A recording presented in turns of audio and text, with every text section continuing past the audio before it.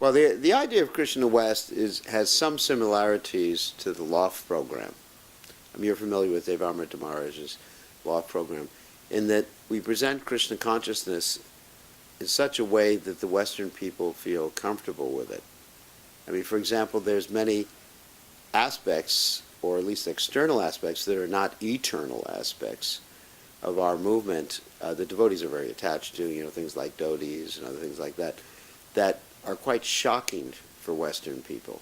I mean, I always tell this story, which I can tell now because you're having this video, is my first impression of the Krishna conscious movement. In about 69, I walked into my first temple in Boston, Massachusetts. And they put me in the basement sleeping. There was no heat in the building. Of course, that's not exactly Vedic. But there was no heat in the building. And then I, woke up from Mangal Arati, which was all right.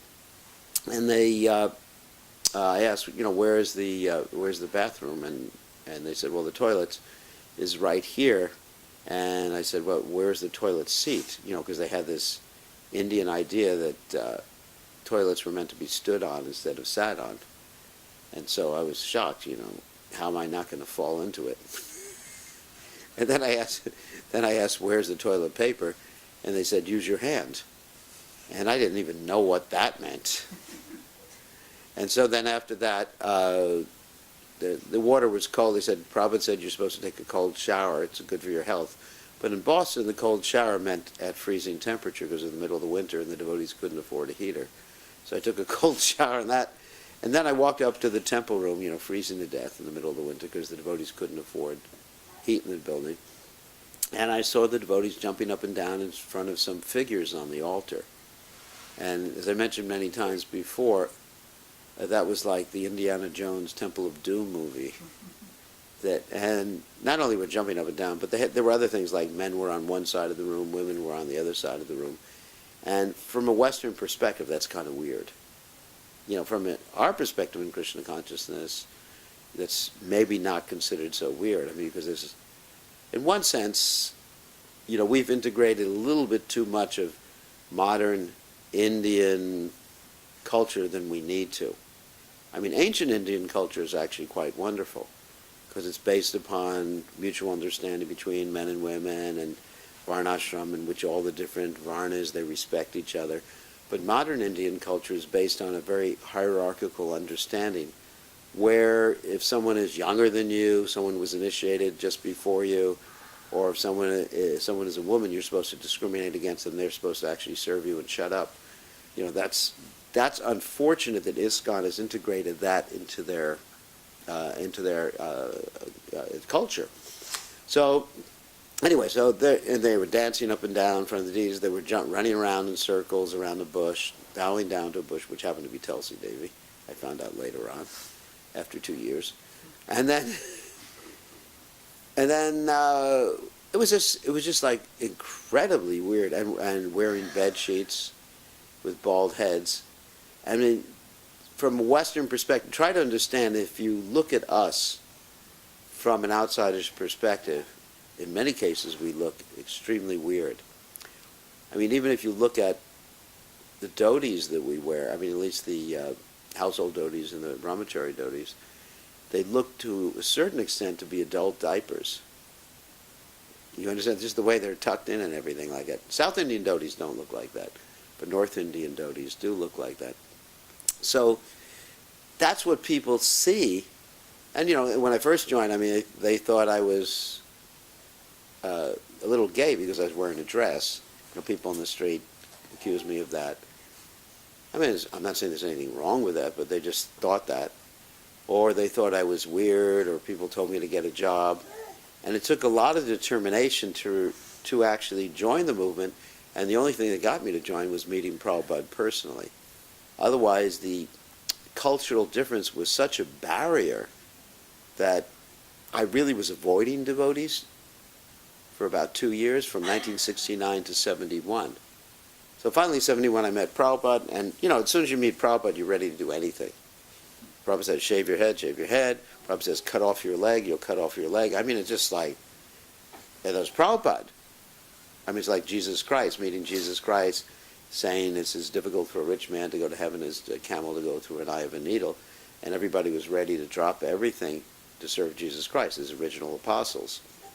So meeting Prabhupada was like, or I don't want to say better than meeting Jesus Christ, but in one sense, it was like meeting the Messiah. That's an interesting word, the Messiah, the Savior, the Avatar, Shaktavesh Avatar. So that's one reason why a lot of people joined in the 1960s and 70s. Another reason was the culture then was more of a hippie culture in which people were dressing to a large extent in a very strange fashion. I mean, it wasn't considered unusual for men to have flowers in their hair, to wear all sorts of different types of ethnic dresses, and just about everybody was weird in the 1960s. I mean, it's hard to picture that nowadays when people are much more conservative. So there weren't the same cultural barriers in the 1960s that we have now. Now society has tended to become much more conservative in many ways. And so for people to think of looking like us or following some of the rituals that we do, it's kind of frightening. They may accept our philosophy, and the philosophy is, it's perfect philosophy, but they have a hard time accepting us externally. Our whole structure, the way ISKCON is presented, everything from the chauvinism to the dress to everything else. So the idea of Krishna West is to present Krishna consciousness, the essence of Krishna consciousness, in such a way that Westerners can accept it. And in one sense, Krishna West is more conservative than the Loft program. Much more conservative. Because Krishna West, we're not going to have yoga or any of these things that really have nothing to do with Krishna consciousness. Because yoga, just to let you all know, the modern system of yoga is not the ancient system of yoga. The ancient system of yoga, taught by Patanjali, only encompassed two postures. In the modern system, they have hundreds of different postures taught by different people. In fact, I even have some disciples who are expert in yoga. And, of course, the Loft program uses yoga as a sort of bridge to bring people to Krishna consciousness. But we're not going to employ any of those techniques like bridges. What we're doing in Krishna West is the philosophy and the chanting and the prasadam. And the prasadam, of course, will not be usually ethnically Indian prasadam. It's going to be prasadam or types of food that people can relate to. For example, we find sometimes devotees think that somehow or other Indian recipes are better than Western recipes. And they go out in the street and they distribute gulab jamuns to people, which, people just freak out if they get a gulab jamun in their hand. So, we would prefer to distribute cookies to people, because everyone can relate to cookies or crackers or something like that. So, it's not just because something is Indian that makes it better or more Krishna conscious.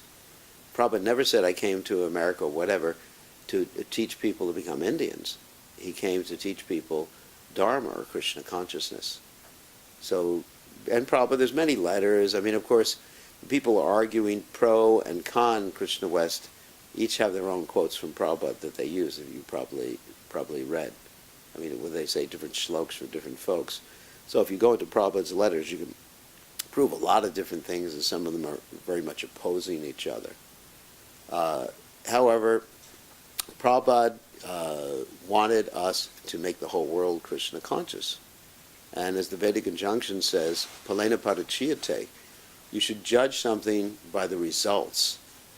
In other words, if by Krishna West we can make people Krishna conscious, then that should be accepted. Just like Prabhupada accepted devotees going out with wigs to distribute his books, wigs and Western clothes to distribute his books, because more books were distributed.